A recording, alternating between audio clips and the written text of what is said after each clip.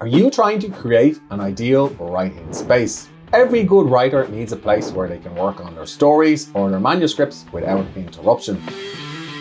I'm lucky enough to have a home office and I work here pretty much 4 or 5 days a week. But I'm going to show you the different tools and pieces of equipment that I use to write articles for the sites that I run, and also to write and self-publish and sell non-fiction books. So I currently use 2 different keyboards, which is probably a little bit overkill, but I've always been a little bit nerdy like that. So my first keyboard is the Apple Mac keyboard that came with my Mac computer. Now, I particularly like this keyboard because it has Touch ID, so I can log in and out of the various websites that I run and also various applications using my fingerprint. I also have a mechanical keyboard and I find it makes a glorious clicking noise, and I find if I'm typing anything long form, I prefer writing on this versus the Apple keyboard because typos are reduced. So if it's emails or quick edits, I use this, and if it's long form, I use this. You'll also notice that I use a Mac Studio computer, so I got this in 2022. Again, probably a little bit overkill and not necessary for most writers. But I got this also because I spend time up here editing video.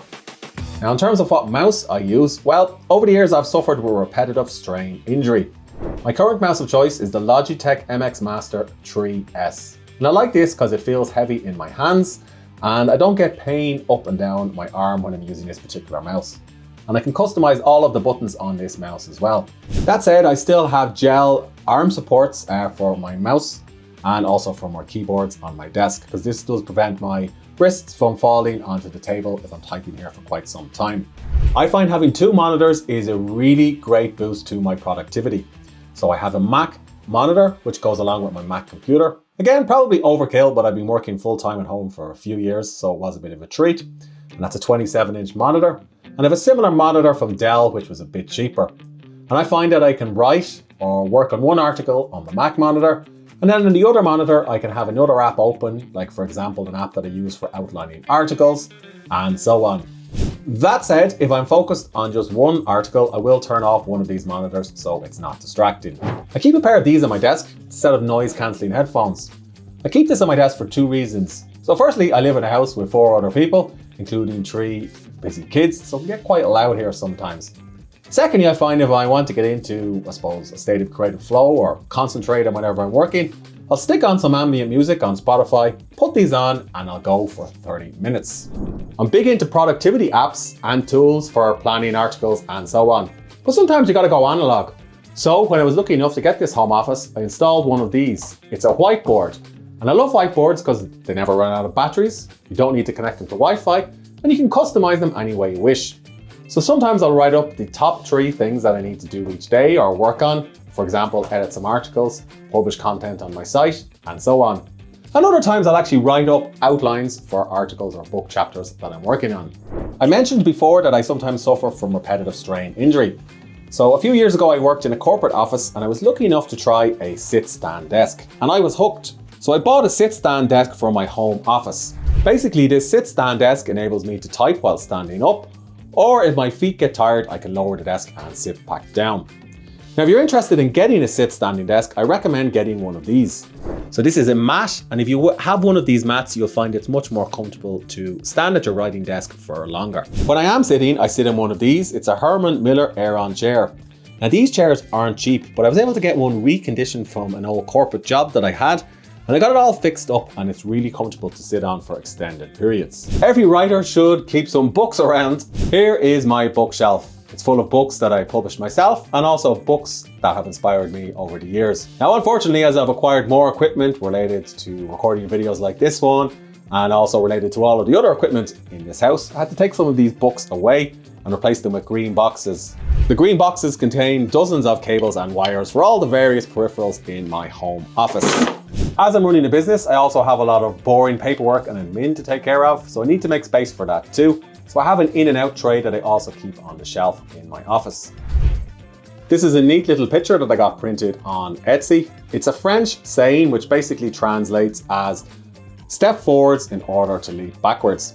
The reason why I have this in my home office is a few years ago I was working 60 and 70 hour weeks. I was balancing my writing business with a corporate job. and I started to really feel burnt out and lacking motivation. So that particular aphorism is a reminder for me to sometimes take breaks.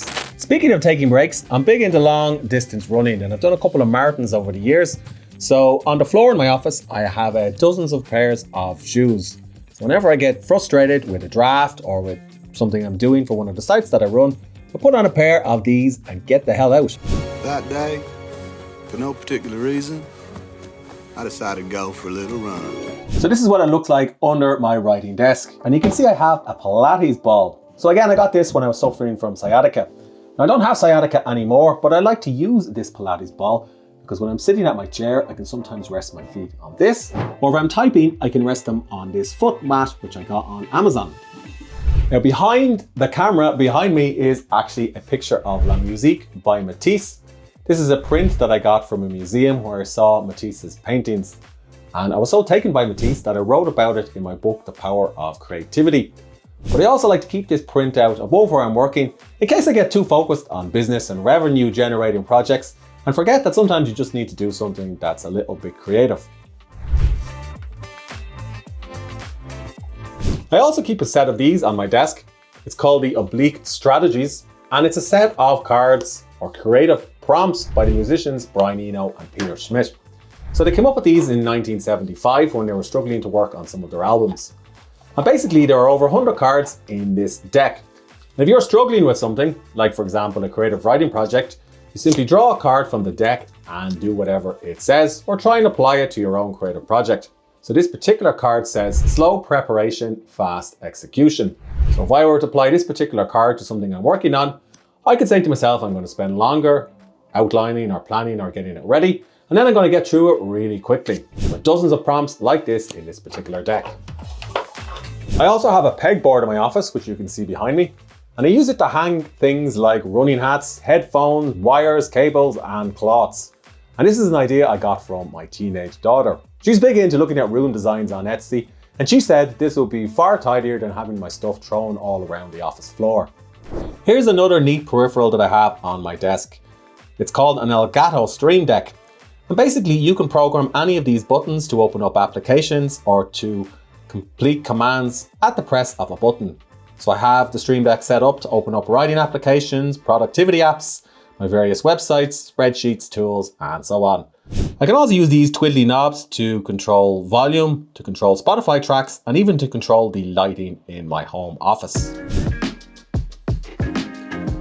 I also have a good Shure mic, which I use when I'm recording podcasts and also when I'm recording courses and YouTube videos. Now, I'm not currently using the mic for this particular video, but it is a good quality one that I recommend. So is any of this equipment necessary if you want to write full time?